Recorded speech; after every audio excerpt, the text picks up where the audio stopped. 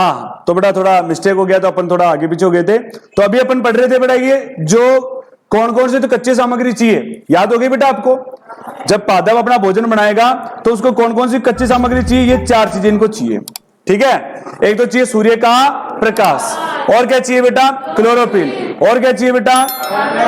Carbon dioxide, है ना, और क्या चाहिए? जल। तो सीधा सा सवाल आ जाए या प्रोसेस पूरा पूछ ले वे तो ये कहना कि सूर्य का प्रकाश, कार्बन डाइऑक्साइड और जल, ये लेकर बेटा क्या बनाएगा बेटा? ये क्लोरोफिल की उपस्थिति में क्या बनाएगा? ऊर्जा बनाएगा। क्या बनाएगा बेटा? ऊर्जा बनाएगा।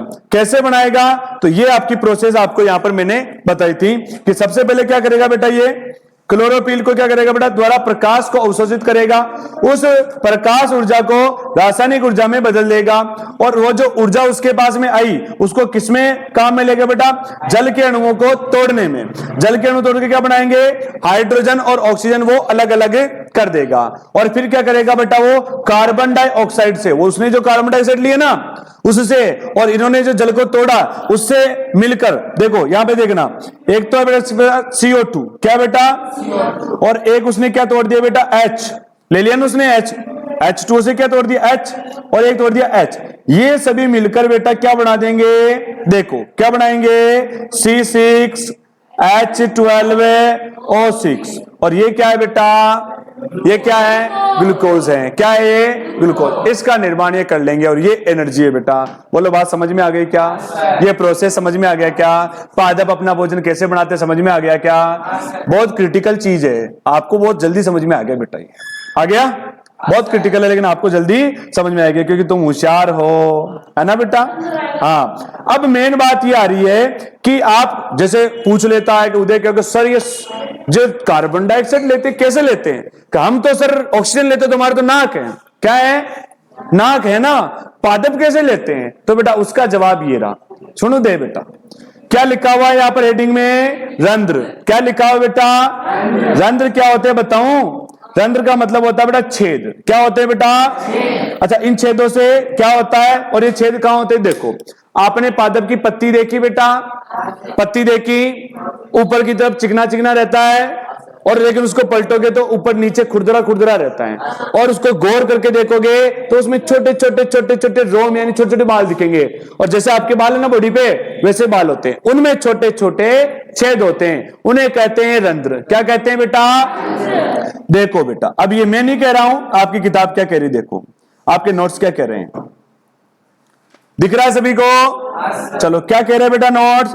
पत्ती की सतह पर जो सूक्ष्म छिद्र होते हैं उन्हें रंध्र कहते हैं। एक ही लाइन में देखो, मेरे को बोलने में कितना टाइम लगा, किताब ने एक लाइन में कह दिया। पत्ती की जो सतह पर छोटे छोटे रंध्र होते हैं, छिद्र होते हैं, उन्हें अपन क्या कहते हैं? रंध्र कहते हैं। क्या कहते हैं?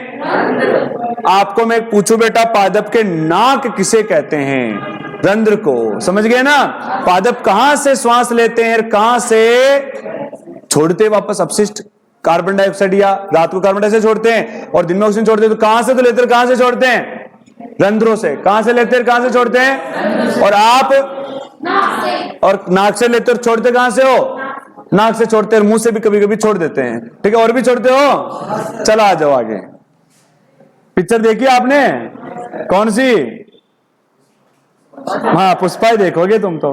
चलो आगे। अभी रंध्र होता क्या ये तो समझ में आ गया। रंध्रों का कार्य क्या होता है जो मैंने भी बताया वो लिखित रूप में देखिए। प्रकाश संश्लेषण के लिए गैसों का अधिकांश आदान प्रदान इन्हीं छिद्रों से होता है। देखो, प्रकाश संश्लेषण की क्रिया में कौन सी गैस चाहिए आपको? Carbon dioxide. कौन सी चाहिए? और जब ये पूरा हो जाता है तो कौन सी निकलती है? तो भैया बॉडी में अपने तो नहीं रखेगा, वो लेगा तो भी बाहर से लेगा और छोड़ेगा, काम में आने के बाद छोड़ेगा, जो अपशिष्ट बनेगा ऑक्सीजन उसको बाहर छोड़ेगा। तो बेटा ये जो आदान प्रदान कहलाता है, क्या कहलाता है? ये लेना छोड़ना क्या कहलाता है? तो रंध्रों का काम क्या है? प्रकाश संश्लेषण के लिए गैसों का अधिकांश आदान प्रदान किसके माध्यम से होता है? रंध्र के माध्यम से। किसके माध्यम से? एक काम तो ये करता है। दूसरा काम देखो, वाष्पोत्सर्जन की प्रक्रिया में जल रंध्र द्वारा निकल जाता है। वाष्पोत्सर्जन जानते हो? वाष्पोत्सर्जन का मतलब होता है भाप बनके उड़ जाना। देख ध्यान रखना बेटा, बहुत सारा पादप में से बहुत सारे पानी जो उसकी पत्तियों में आता है H2O, वो सूर्य के प्रकाश से गर्म हो जाता है और इन छिद्रों के माध्यम से बहुत सी बार निकलकर वाष्प बनकर कहां चला जाता है, वायुमंडल में चला जाता है। तो दो काम, कभी पानी की मात्रा ज्यादा हो जाती है ना, तो इसी प्रकार से वो क्या कर देता है बेटा, वाष्पोत्सर्जन कर देता है। और एक क्या करता है, गैसों के आदान प्रदान का काम करता है। कौन करता है? रंध्र। कौन करता है? घूमने चले जाते हो तुम तो। चलो बात समझ में आ गई बेटा। अब देखो ये डिजाइन, ये रंध्र होता कैसा है? अरे रंध्र कैसा होता है देखो बेटा, आपके देखो ये पत्ती है, क्या दिख रही है आपको? ये पत्ती, और पत्ती में एक देखो ये सेल दिख रही है, क्या दिख रही है? इस प्रकार से खाज। इसमें देखो ये जो डिजाइन है बेटा, ये डिजाइन, ये एक छेद के द्वार है। क्या बेटा? ये छेद के ये द्वार, इसमें बढ़ता है बेटा पानी। क्या बढ़ता है बेटा? पानी। जैसे इसमें पानी बढ़ता है ये फूल जाती है, और फूलने के बाद बेटा ये जो छेद है ना, ये ओपन हो जाता है। क्या हो जाता है बेटा? ओपन। और यहां से क्या होता है बेटा, देखो CO2 तो क्या हो जाती है? एंटर। और एग्जिट क्या हो जाती है? O2। ठीक है, CO2 और O2 का क्या होता है? क्या होता है? आवागमन होता है। रात को देखो ये उल्टा हो जाता है, O2 तो एंटर होती है और CO2 एग्जिट हो जाती है। बात समझ में आई ना? बिल्कुल सही सवाल है इसका। ठीक है, क्योंकि एक बार बताने के बाद ही वापस बताना जरूरी होता है। ठीक है, क्लियर है बेटा? अब इसकी संरचना में क्या क्या दिख रहा है आपको? ये दिख रही है आपको सहायक कोशिका। क्या है बेटा ये? और ये उचर्म, मतलब पत्ती के ऊपर जो चमड़ी जैसे दिखता है ना, पत्ते के जो लेयर होती है, लेयर, वो है बेटा ये। और इसको अपने क्या देखो, द्वार कोशिका। क्या बोला अपन ने? कौन सी? ये वाली। इसके अंदर जो है ना ये द्वार, क्योंकि दीवार पर मतलब दरवाजे पर है, दरवाजे यही तो है, दरवाजे पे इसलिए द्वार है। और बीच वाला ये क्या है बेटा? रंध्र। क्या है ये? बात समझ में आई? तो आ जाए कभी रंध्र के बारे में विस्तार से बताइए, तो चित्र बना के बता दोगे क्या? काम तो क्या है? दो। पहला काम गैसों का आदान प्रदान, दूसरा वाष्पोत्सर्जन। और डिजाइन बना के लिख देना कि भाई ये तो द्वार कोशिकाएं होती है, ये बीच में रंध्र होता है, और ये सहायक कोशिकाएं होती है। और इस प्रकार से क्या है, ये रंध्र का विस्तार से, क्या है बेटा? रंध्र का विस्तार से। आगे देखते हैं रंध्र का चित्र है, इसमें आपको क्या क्या दिखाया गया है? रंध्र पत्ती की सतह पर। कहां दिखाया गया है बेटा? पत्ती की सतह पर होता है। तो रंध्र पत्ती की सतह पर सूक्ष्म छिद्र श्वसन, गैसों का विनिमय, और किसके लिए? दो चीजों के लिए खुलता है। कितनी चीजों के लिए खुलता है बेटा? दो चीजों के लिए खुलता है। एक तो गैसों के आवागमन के लिए, और एक खुलता है वाष्पोत्सर्जन के लिए। किसके लिए? तो बेटा रंध्र का काम क्या? गैसों का आवागमन और वाष्पोत्सर्जन। क्लियर है? रंध्र कहां होते हैं? पत्तियों के नीचे। और पादप के नाक किसे कहते हैं? रंध्र को कहते हैं। क्यों? क्योंकि वहां से गैसों का क्या होता है? आवागमन होता है। बोलो बात समझ में आ गई क्या? आगे बढ़ जाएं। अब देखो विषमपोषी जो प्राणी होते हैं उनके प्रकार। विषमपोषी प्राणी कितने प्रकार के होते हैं? देखो बेटा कितने प्रकार के? ये 3 प्रकार के होते हैं। तो सर कैसे? देखना अभी कैसे है जो तुम। ठीक है, 3 प्रकार के कैसे। पहला प्रकार क्या लिखा हुआ है? प्राणी संपोषण। क्या लिखा हुआ बेटा? तो सर ये क्या होता है? तो भैया लिखा हुआ जो पढ़ेंगे तो समझ में आ ही जाएगा। विषमपोषी मतलब जो दूसरों पर आश्रित रहते हैं, दूसरे जीवों पर आश्रित रहते हैं, वो कहलाते हैं विषमपोषी। क्या कहलाते हैं वो? तो सबसे पहला टाइप आ रहा है इसमें प्राणी संपोषण। ठीक है, विषमपोषी के 3 प्रकार। विषमपोषी कितने प्रकार? पहला कौन सा है? प्राणी संपोषण। देखो इसमें क्या लिखा हुआ है, एक बार पढ़ें भैया। इसमें जीव संपूर्ण भोज्य पदार्थ का अंतर्गत करते हैं तथा उनका पाचन शरीर के अंदर करते हैं। कल भी अपन ने ये बात देखी थी बेटा, देखा था ना? मैंने कहा था कि कुछ जो है जंतु जो होते हैं, कुछ तो बाहर कर लेते हैं, लेकिन कुछ क्या करते हैं? ज्यादातर जंतु क्या करते हैं? भोजन को अंदर लेते हैं, उसके बाद में क्या करता है? भोजन का पाचन करते हैं। ठीक है ना, ये ध्यान रखना है। तो उन्हें अपन कहते हैं प्राणी संपोषण। क्या कहते हैं बेटा? प्राणी संपोषण। बताओ प्राणी संपोषण कौन से जीव होते हैं? क्या सर? वो जंतु या वो प्राणी जो भोजन को अंदर अंतर्ग्रहण यानी अंदर लेते हैं और शरीर के अंदर क्या करते हैं बेटा? पाचन करते हैं। उन्हें अपन कहते हैं प्राणी संपोषण। उदाहरण के लिए अमीबा और मानव मतलब अपन अपन भोजन को अंदर लेते फिर पाचन करते, या पहले बाहर पचा लेते फिर अंदर लेते? ठीक है, ध्यान रखना, पहले अपन क्या करते बेटा, अंदर लेते, फिर भोजन को अपना जो पाचन सिस्टम होता है वो पचा लेता है, यही होता है ना। तो अपन क्या है बेटा, प्राणी संपोषण, अपन क्या है बेटा, प्राणी संपोषण। ठीक है, बात समझ में आ गई। दूसरा टाइप देखो क्या लिखा हुआ है, मृत जीवी पोषण। पहला तो हुआ प्राणी संपोषण और दूसरा हुआ मृत जीवी पोषण। ठीक है, अब मृत जीवी पोषण में कौन से जीव आते या किस प्रकार के वो भोजन ग्रहण करते, देखो। मृत जीवी अपना भोजन मृत जीवों के शरीर, कहां से लेते हैं, मृत जीवों के शरीर या सड़े गले कार्बनिक पदार्थों से लेते हैं। उदाहरण के लिए कवक और फफूंदी। कवक और मैंने कल भी कहा था कि प्रैक्टिकल करना है आपको, आपके टिफिन में कुछ दिनों तक आपको रोटी का टुकड़ा या कुछ भी खाने की चीज ऐसे ही रख देना और रखोगे, 5-7 दिन बाद में आप उसको ओपन करोगे, पूरे खाद्य पदार्थ के ऊपर फफूंदी आ जाएगी बेटा। क्या आ जाएगी, वो फफूंदी आपके भोजन को खाती है। ठीक है ना। लेकिन एक बात बताओ, किसी फफूंदी ने किसी ने मुंह देखा क्या, मुंह नहीं देखा, हाथ पैर, तो फिर वो कैसे खाती है बेटा, वो अपने बॉडी से एक प्रकार का स्राव, एक लिक्विड बाहर निकालती है जिसमें होते हैं एंजाइम। क्या होते हैं, वो एंजाइम भोजन को बाहर ही पचाते हैं, फिर वापस वो जैसे वो एंजाइम छोड़ती है ना वैसे उसको वापस चूस लेती है। नहीं, व्हाइट कलर इनके बहुत सारे होते हैं, ग्रीन कलर होता है, रेड कलर होता है और नॉर्मली ब्लू कलर में भी हो जाते हैं बहुत सी बार ये। ठीक है, हाँ, ब्लैक डॉट डॉट डॉट। ठीक है, वो भी इसी का टाइप होता है। ठीक है, ध्यान रखना है। तो मैं ये कह रहा हूं बेटा, जो कवक और फफूंदी जो होते हैं बेटा, वो अपना भोजन का पाचन अंदर नहीं करते हैं, पहले बाहर ही कर देते हैं। वो क्या छोड़ते हैं, एंजाइम छोड़ते हैं। एंजाइम छोड़ दिया बेटा, जैसे उन्होंने यहां पर। ठीक है, वो क्या करते हैं बेटा, एंजाइम छोड़ देते हैं इस प्रकार से। अब ये क्या करेगा, इस भोजन का क्या कर लेगा, पाचन कर लेगा।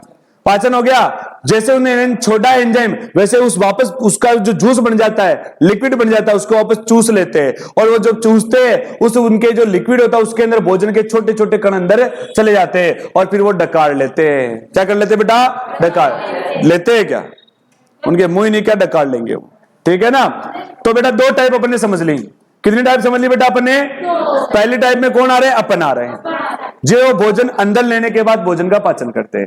दूसरी टाइप में कौन आ रहे हैं, मृत जीवी पोषण। ये मृत जीवी पोषण क्यों कहलाते पता है क्या, ये सड़े गले कार्बनिक पदार्थों से अपना भोजन प्राप्त करते हैं। रोटी सड़ जाएगी तब उसमें फफूंदी लगेगी।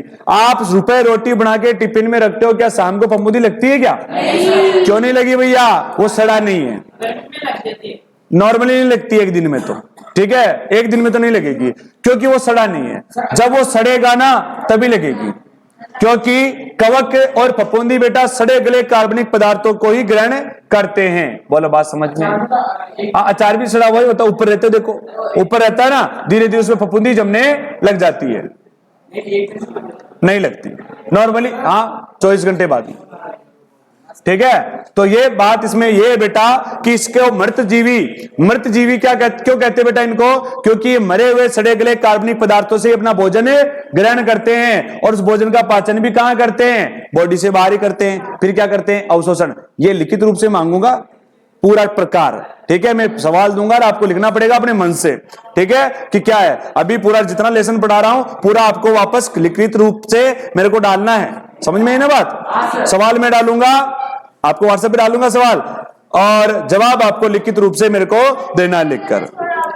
नहीं क्यों आएगा, अभी समझ रहे हो ना, जितना समझ रहा हूं उसी में से सवाल बना के डालूंगा। मैं कह दूंगा मृत जीवी किसे कहते हैं, तो आप क्या कहोगे, ऐसे जीव जो अपना भोजन सड़े गले कार्बनिक पदार्थों से प्राप्त करते हैं उन्हें मृत जीवी कहते हैं। उदाहरण के लिए फफूंदी और कवक, बस ठीक है। मैं कह देता हूं स्वपोषी किसे कहते हैं, कि सर जो अपना भोजन अजैव घटकों से स्वयं बनाते हैं उसे अपन स्वपोषी कहते हैं। मैं कहता हूं प्रकाश संश्लेषण प्रक्रिया में कच्ची सामग्री के रूप में पादप क्या क्या लेते हैं, पता है आपको, 4 चीजें लेते हैं। लेते नहीं लेते हैं, एक उनके पास होती, 3 बाहर से लेते हैं, प्रकाश, कार्बन डाइऑक्साइड और जल। ऐसे छोटे छोटे सवाल में डालूंगा। क्लोरोफिल तो उसके पास ही होता है, ये कह रहा हूं, एक तो उनके पास होता है, 3 और बाहर से लेते हैं। चलो अब लास्ट वाला देखो, परजीवी पोषण। कौन सा बेटा, परजीवी पोषण में कौन से जीव आते देखो। परजीवी अन्य जीवों के शरीर के अंदर या बाहर रहकर उनको बिना मारे उनसे अपना भोजन प्राप्त करते हैं, जैसे अमरबेल, जू और पीता कर्मी। कल ही पढ़ा था, वापस बताऊं?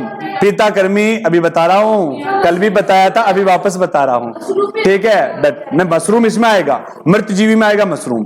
तो इसकी पहचान क्या है परजीवी की? कि सर ये परजीवी दूसरों के शरीर से अपना भोजन प्राप्त करते हैं, उनको बिना मारे। बिना मारे नॉर्मली अपन जैसे अपन केरी, अचार कुछ भी बना रहे हैं, रोटी बना रहे हैं, तो गेहूं को काट के लाते हैं, दान उसी से होता है, तो वो तो मर गया ना बेटा। लेकिन बहुत सारे ऐसे जीव होते हैं जो जहां से भोजन प्राप्त करते हैं उनको बिना मारे भोजन प्राप्त कर लेते हैं। जैसे मच्छर आया, आपके डंक लगाया, खून चूस के चला गया, आप मर गए क्या? मच्छर मर गया क्या? तो बिना मारे आपसे भोजन ले लिया उसने। जू है, माना कि किसी के सिर में जू है, वो खून चूस रही है बेटा, तो बिना मारे आपको खून चूस रही नहीं चूस रही? अरे चूस रही नहीं चूस रही? अच्छा, और एक बेटा जब आप ज्यादा मीठा खा लेते हो तो फिर आपके पेट में मस्ती करते हैं, वही फीता कर्मी है। उन्हें अपनी भाषा में अपन क्या कहते हैं? चूर्णिया। जो कपेड़ी करता है अपन कहते हैं चूर्णिया खा रहे हैं क्या? तो बेटा ये भी अपने कहाँ रहते हैं? पेट में रहते हैं, अपने टीनिया भी कहते हैं, उसका नाम है टीनिया, अपन कहते हैं चूर्णिया भी कहते हैं। देखो सरकारी स्कूलों के अंदर बेटा कृमि मारने के लिए गोली खिलाई जाती है, बोलो खिलाई जाती नहीं खिलाई जाती है? सब जगह खिलाई जाती है, उसका नाम है एल्बेंडाजोल। क्या है बेटा वो? क्योंकि किसी के पेट में अगर कीड़ा होगा ना तो वो कितना ही खाएगा तो भी उसको काम नहीं आएगा, क्योंकि वो कीड़ा खा जाता है सब कुछ। ठीक है, तो बेटा ये कीड़े अपने पेट में रहते हैं, अपने को नुकसान ज्यादा तो नहीं पहुंचाते, लेकिन फिर भी अपने को मारे बिना क्या लेते हैं? अपनी बॉडी से वो भोजन ले लेते हैं। ऐसे होते हैं परजीवी। पर का मतलब दूसरों पर, जीवी मतलब जीते हैं, दूसरों पर जीते हैं। दूसरों पर जो जीते हैं वो क्या कहलाते हैं? क्या कहलाते हैं? परजीवी कहलाते हैं। दूसरों पर जो जीते हैं वो क्या कहलाते हैं? ध्यान रखना है।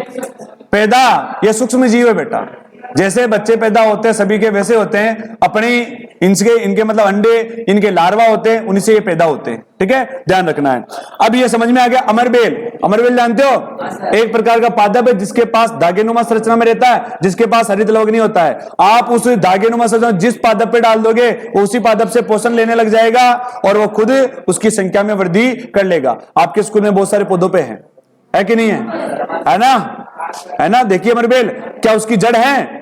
नहीं है, इसलिए उसका नाम अमर है। वो मरती नहीं है, आप उसको कितना ही कहा, कब सूख जाती है, वो सूखती कब है? आप उसको किसी पादप के पास ना छोड़ के कहीं अलग जगह छोड़ दोगे, धूप में रखोगे, उसके पास पोषण नहीं मिलेगा तो कुछ दिनों बाद वो मर जाएगी। अमरबेल तो इसलिए कहते हैं बिना जड़ के भी वो अपना गुजारा कर लेती है, दूसरों से अपना भोजन ले लेती है।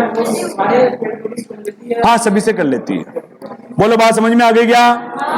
ये तुम्हारे बेटा पोषण है। ठीक है, अब एक अमीबा का पोषण है। कल भी अपन ने देखा अमीबा पोषण कैसे प्राप्त करता है, देख लो। देखो ये आपका अमीबा कौन है बेटा? एक कोश के जीव, इसका ये केंद्रक क्या है? ये उसके पास में देखो लाल कलर का खाद्य कण है, क्या है ये? देखो ये क्या करता है, देखो अमीबा क्या करता है? भोजन को अपने पादप की सहायता से घेर लेता है। देखो घेर लिया, क्या घेर लिया ना? घेर के कहां ले जाता है बेटा? अंदर की तरफ। कहां ले? देखो देखो, खाद्य रिक्तका में जटिल पदार्थ विघटन सरल पदार्थों में कर देता है, अपने अंदर ले गया। देखो ले गया नहीं ले गया? ले गया। और क्या करेगा? अपने अंदर जो एंजाइम है ना, उन एंजाइम की सहायता से उस भोजन को वो पचा लेगा। क्या करेगा बेटा? ये पचा लेगा। और बाकी जो अपच होता है ना, अपच, अपच जानते हो क्या? बिना पचा हुआ आपकी बॉडी में बनता है क्या अपच? बनता है क्या? कुछ भोजन आप खाते हो उसमें से कुछ भाग बच जाता है, पचता नहीं है, उसको क्या करते हो बेटा? नगर पालिका में दान, तो नगर पालिका में दान करते हो, तो स्टोर करते हो या खाद बनाते हो। ध्यान रखना, उसका खाद बनता है और उस खाद को कहते हैं सोहन खाद। ठीक है ना? जो बिना प्रकृति के इतने बड़े बड़े मक्के मिलते हैं ना, वो उसी से बढ़ते हैं। ठीक है, सोहन खाद। बिल्कुल बेटा, खाद बनता है उससे। नाइट्रोजनी पदार्थ है, उससे मैं बताऊंगा आपको। और नाइट्रोजनी पदार्थ यूरिया होता है। क्या होता है बेटा? यूरिया। तो बात समझ में आई क्या बेटा आपको? अरे बेटा बात समझ में आई क्या? अमीबा का पोषण समझ में आ गया? तो आज का मैटर समझ में आ गया होगा मेरे हिसाब से, इतना सा। तो बेटा आज की क्लास अपनी इतनी सी रखेंगे अपन। ठीक है, कल बेटा इससे आगे स्टार्ट करेंगे।